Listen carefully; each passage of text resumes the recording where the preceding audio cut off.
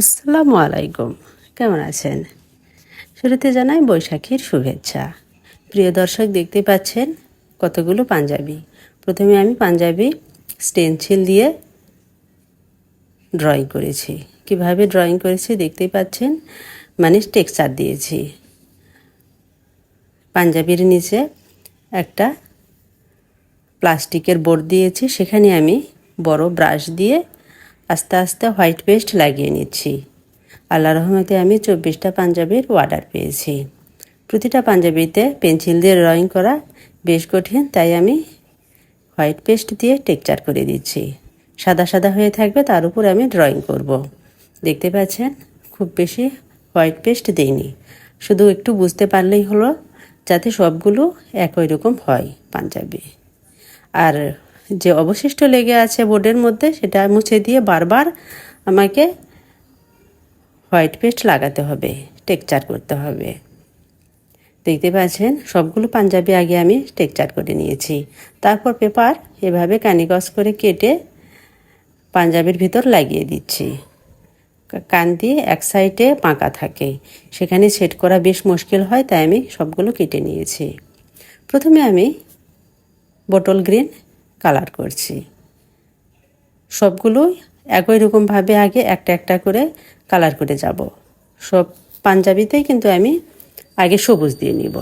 দেখতেই পাচ্ছেন সবগুলো আমি একটা একটা করে পেইন্ট করেছি। তারপর আবার হলুদ কালার দিব। প্রতিটা কালারেই একটা একটা করে পাবে পাঞ্জাবি। এক পাঞ্জাবি একবারে সবগুলো করা হয়নি, কালারফুল হবে পাঞ্জাবি যদি ভুল হয়ে যায়, তাই আমি যখন যে রং ব্যবহার করেছি সবগুলো পাঞ্জাবিতেই সেটা করে গেছি। দেখতে পাচ্ছেন প্রিয় দর্শক, একটা একটা করে কাজ করছি। বেশ কালারফুল করতে হবে, যেরকম অর্ডার সেরকমই কাজ করতে হবে। ভিতরে পেপার বোঝা যাচ্ছে, পেপারে হালকা একটু রং লাগবে। এতগুলো ফ্রেম থাকা বেশ কঠিন ব্যাপার। তারপর আমি কমলা কালার আবার লাল কালার দিয়ে দিয়েছি।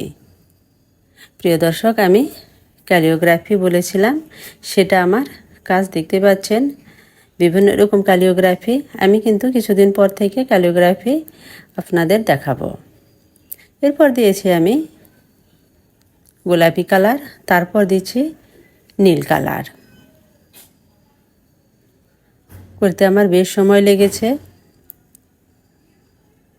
তারপর রাউন্ড করে দিচ্ছে। আস্তে আস্তে কাজ করতে হবে, কোথাও যেন রং ছড়ে না যায়। রঙের মধ্যে অবশ্যই গ্যারান্টি ওয়াক্সাল দিয়ে নিতে হবে, না হলে সাদা পাঞ্জাবি নষ্ট হয়ে যাবে। দেখতে পাচ্ছেন সবগুলো পাঞ্জাবি। রাত হয়ে গেছে, বেশ প্রায় আজান দিবে। শেষ রাতের মতো আমার কাজ করতে করতে সময় লেগেছে এই পর্যন্ত। তারপরেও কিন্তু কাজ হয়নি।